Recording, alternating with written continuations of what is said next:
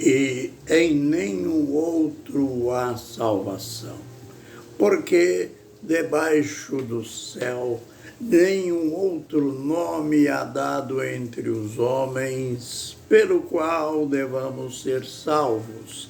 Atos capítulo 4, verso 12. Ministério Pão Vivo, direto ao assunto. Naquela série de vídeos mostrando a ênfase apostólica ao nome de Jesus, a gente fala hoje, ou aprende hoje, sobre Pedro na casa de Cornélio. Conforme se sabe, dentro do sistema do judaísmo, a religião organizada, Pedro nem deveria ter ido na casa de Cornélio, pelo fato de que o judaísmo guardava aqueles princípios rigorosos de que eles não deveriam ter contato com gentios, pois este contato fazia deles imundos, pelo fato de que só eles se consideravam santos, puros e perfeitos, e os gentios, isto é, os povos de outras nações, eram imundos. Mas Deus, que através de Jesus veio instalar a nova aliança, cuja nova aliança tem por base o sangue de Jesus, a morte de Jesus, veio quebrar esta barreira entre os dois povos, judeus e gentios, conforme Paulo escreveu aos Efésios, fazendo dos dois povos um só povo. E foi através da pregação do ministério de Pedro que tudo isso começou. Ele chega à casa de Cornélio. E Cornélio tinha convidado toda a vizinhança para este grandioso culto. E, ao chegar, a primeira lição que a gente aprende, Cornélio, com toda a sua diplomacia, numa atitude de quem realmente estava esperando o visitante, ele foi encontrar Pedro. E ele, ao encontrar o apóstolo Pedro, ele se ajoelhou diante do apóstolo.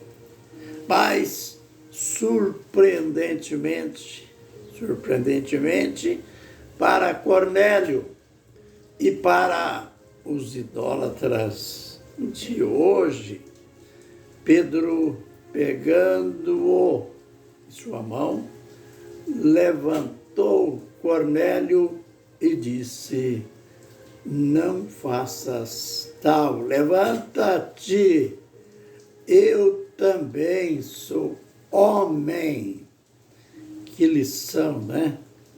Aqueles que em tudo vê adoração, vê reverência na vida de cada apóstolo, na vida da mãe de Jesus, a Virgem Maria.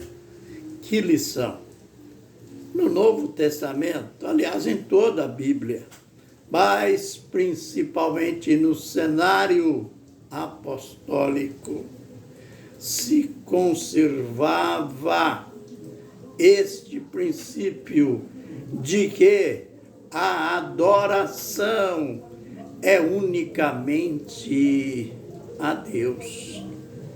A gente lembra do outro discípulo, companheiro de Paulo, aliás, de Pedro, o outro apóstolo João, lá na ilha de Patmos.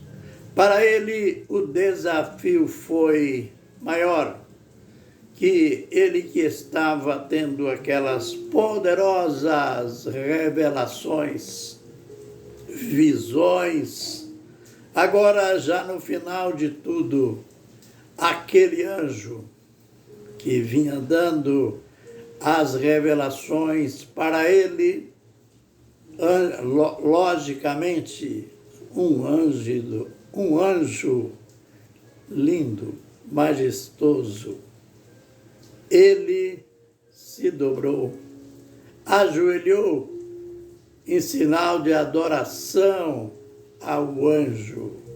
Mas o anjo também, obedecendo o princípio celestial, levanta-te, não faças isto.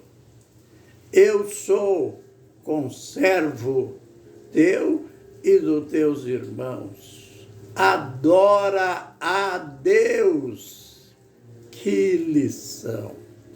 Adora a Deus.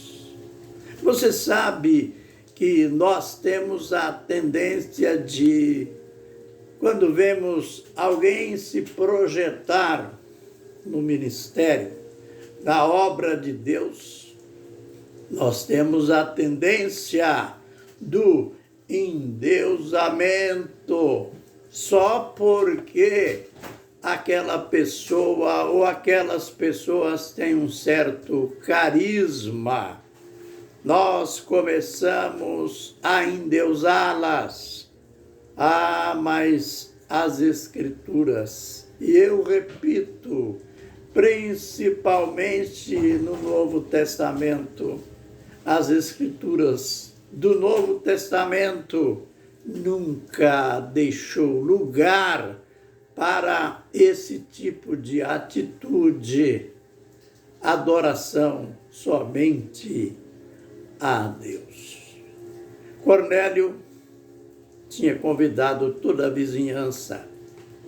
Pedro chega e começa o culto. E na parte introdutória, ele deu as devidas explicações de que ele só estava ali porque ele veio por divina revelação e, na realidade, o convite de Cornélio foi por divina revelação. E ele começa naquela homilética perfeita. A ênfase era o nome do Senhor Jesus Cristo. Aquele nome do qual a gente está já falando sobre ele em vários vídeos. E ele começa dizendo que Deus não faz acepção de pessoas. Por quê que ele começou assim? Pois era sabido entre aqueles ouvintes gentios que um judeu não podia se comunicar com gentios. E ele, através da visão que ele tivera, ele descobriu que Deus não faz acepção de pessoas. E olha Que declaração magnífica! Jesus é o Senhor de todos. Aleluia! O que quer dizer isto? Tinha acabado, tinha chegado ao fim o exclusivismo judaico. Era um novo tempo que estava sendo inaugurado. Jesus é o Senhor de todos. De todos quer dizer o quê? Ele estava apenas na introdução e estava explicando que Jesus não era como os judeus pensavam, era apenas para eles, mas ele veio para judeus e gentios. Aleluia! Era o começo de uma nova era, de um novo tempo, no propósito, no plano de Deus.